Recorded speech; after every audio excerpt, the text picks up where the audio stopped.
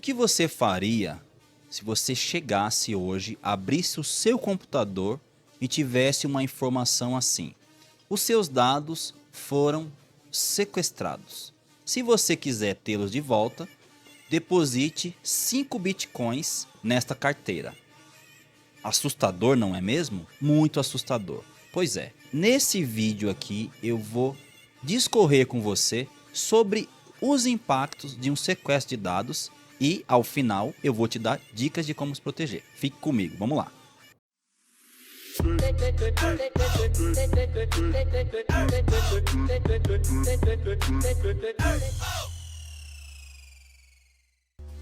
Para falarmos de sequestro de dados, eu preciso explicar para você como essa ação criptoviral pode acontecer. Mas antes, o que é um sequestro de dados e como se dá? Em primeiro lugar, o termo sequestro de dados ele não é tão apropriado a depender do caso.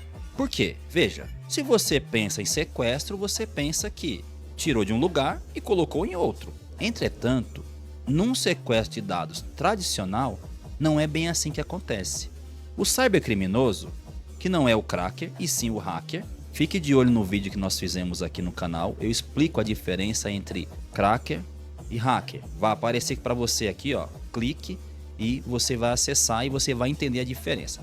Mas vamos lá. O cybercriminoso, ele não tira os dados do seu servidor. Ele mantém isso no seu servidor ou seu computador. Não necessariamente precisa ser um servidor. Entretanto, ele criptografa esse dado. E o que é isso? Bom, a criptografia ela só pode ser acessada por aquele que tem a chave. Veja, se eu envio uma mensagem para o seu WhatsApp, só você vai enxergar. Por quê? Você tem a chave dessa criptografia ponta a ponta. Então, é exatamente isso que acontece no sequestro de dados. Você tenta abrir aquela estrutura de pastas que você tem e simplesmente você não consegue. Pede uma chave de acesso.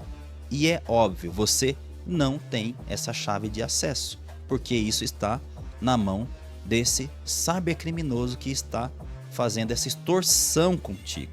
Isso aí se enquadra lá na Lei Carolina Dickmann como invasão de dispositivo penal. Isso adicionou o artigo lá no Código Penal definindo o que é aí a invasão ao dispositivo informático. Então veja, esse sequestro de dados, que na verdade é uma criptografia, ele tem o nome técnico de ransomware. É um tipo de malware, não é um vírus, é um malware, porque vírus ele tem como se propagar. O malware existem vários tipos, o ransomware é um deles, é um criptoviral, ele aplica essa criptografia. Mas eu quero trazer para você aqui o impacto disso para a Lei Geral de Proteção de Dados. Bom, você já ouviu falar com certeza da famosa LGPD. Isso aí, a LGPD é a Lei 13.709, que foi promulgada em 2018, entrou em vigor em 2020 e suas sanções administrativas passaram a valer a partir de 2021, para ser mais exato, em agosto de 2021. E essas sanções administrativas, elas prevêem multas se você não observá-las. Bom, você já deve estar imaginando assim, peraí, Rafael, quer dizer então que se eu fui sequestrado, fui lesado, ainda corro o risco de tomar uma multa pela Lei Geral de Proteção de Dados?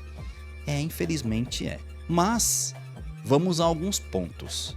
A Lei Geral de Proteção de Dados, em seu artigo 46, ela prevê que você, controlador, você que se preocupa aí com o dado, aplique medidas técnicas e de segurança em sua organização. O que é aplicar medidas técnicas de segurança? Você colocar defesas cibernéticas e pensar em continuidade de negócio para que você não sofra com isso.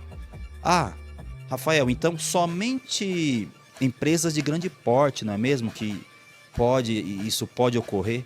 Gente, não mesmo. Eu já presenciei uma farmácia sequestrada com apenas 3 computadores. Eu já presenciei uma contabilidade que tinha apenas 5 computadores. E vejam, os dois segmentos tratam muito dado pessoal. A farmácia, por sua vez, muito dado pessoal sensível. No segundo caso, da contabilidade, eles estavam para fechar as portas. Por quê? O único backup que eles tinham era de 2 anos atrás. O backup, aquele famoso backup no HD externo, também foi criptografado. Veja a situação dessa empresa. E como se não bastasse, eles não tinham observado nada da Lei Geral de Proteção de Dados. Eles não tinham medida alguma. Você imagine só, o backup que eles tinham era de 2 anos atrás. Eu não sei como foi o fim dessa história, mas até onde eu acompanhei, até onde eu fui consultado, eles estavam realmente pensando em baixar as portas, porque não dava para continuar. E ainda esperando por um processo dos seus clientes. E os problemas de um case como esse não param aí. Porque veja, quando acontece um sequestro de dados, aos olhos da LGPD, houve uma violação de dados.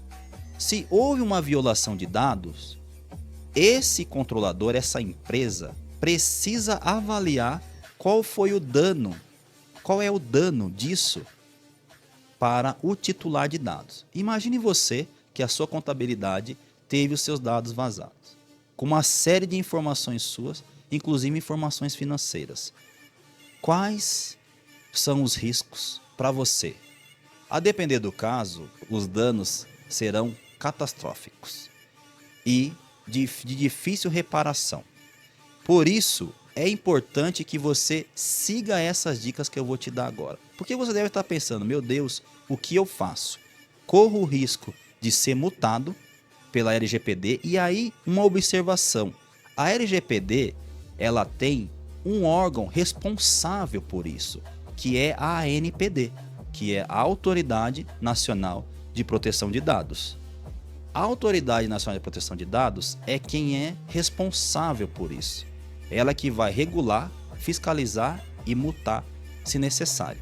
E você pode pensar assim, bom, multa só para empresa grande também. Não é bem assim. Para vocês terem uma ideia, a primeira multa aplicada pela Autoridade Nacional de Proteção de Dados foi para uma agência de marketing de pequeno porte. Por quê? Eles não observaram nenhum quesito da LGPD. Inclusive, infringiram o artigo 41, que prevê a nomeação de um encarregado de dados, o famoso DPO. Veja, como se proteger de um sequestro de dados e não tomar uma multa pela Lei Geral de Proteção de Dados, pela ANPD. Em primeiro lugar, é interessante que você faça a utilização de um firewall para proteger o perímetro. Primeiro ponto. Ah, mas eu sou muito pequeno, eu sou sozinho. Se você é sozinho, trabalha um microempreendedor, a utilização de um antivírus é importantíssima. Um antivírus, uma versão paga, o gratuito não tem a mesma eficiência. Pode ser que você seja contaminado e o antivírus gratuito não detecte. Outra coisa é evitar a utilização de softwares piratas. O case que eu disse da contabilidade, a porta de entrada para eles, para serem atacados, foi a utilização de software piratas. Como assim? Bom, software piratas, ele na verdade, ele te dá a licença, mas ele abre portas em sua rede. E isso o seu computador fica exposto. Esse malware, o ransomware, ele está por aí e ele pode te sequestrar por utilização de software pirata. Então, elimine a utilização de software pirata. Outro ponto, mantenha o seu backup em dia. Porque se isso acontecer, você vai ter um backup desses dados. De novo, o case que eu citei, um backup de 2 anos atrás, não vai socorrê-los. Detalhe, o seu backup não é interessante que esteja num HD externo conectado ao seu computador. Porque um vírus dessa magnitude, um ransomware, ele vai acabar criptografando também o seu disco de backup. Foi o que aconteceu nesse case. Portanto, mantenha um backup em nuvem. De preferência, uma nuvem própria para backup. Não precisa ser algo que você desconheça, mas algo que você mesmo consiga fazer. Se você é uma empresa, faça por um backup, um software de backup que é próprio para isso, tá? Mas em nuvem. Sempre tire do local em que você está trabalhando. E crie um sistema de segurança de redes e de segurança da informação se você for maior. Veja as vulnerabilidades que você tem. Então, isso já vai garantir que você esteja adequado ao artigo 46 da Lei Geral de Proteção de Dados. Vale lembrar também que a Lei Geral de Proteção de Dados é uma lei federal e ela obriga todas as empresas que tratam dados pessoais a se protegerem, a se adequar à Lei Geral de Proteção de Dados, a LGPD. E não só empresas, pessoas naturais também que utilizam dado pessoal precisam estar aptos aí a essa legislação. E aí, o que você achou? Esse vídeo fez sentido para você? Você acha que vai ser útil para sua vida? Bom, se você gostou, vou pedir para que você se inscrever no canal, inscreva-se no canal, ative o sininho e curta e compartilhe esse vídeo para que mais pessoas tenham acesso a ele. Assim o YouTube vai entender que é um vídeo de qualidade e o nosso canal tende a crescer e eu venho aqui para trazer mais dicas de segurança para você. Eu sou Rafael Costa e eu fico por aqui. Tchau, tchau.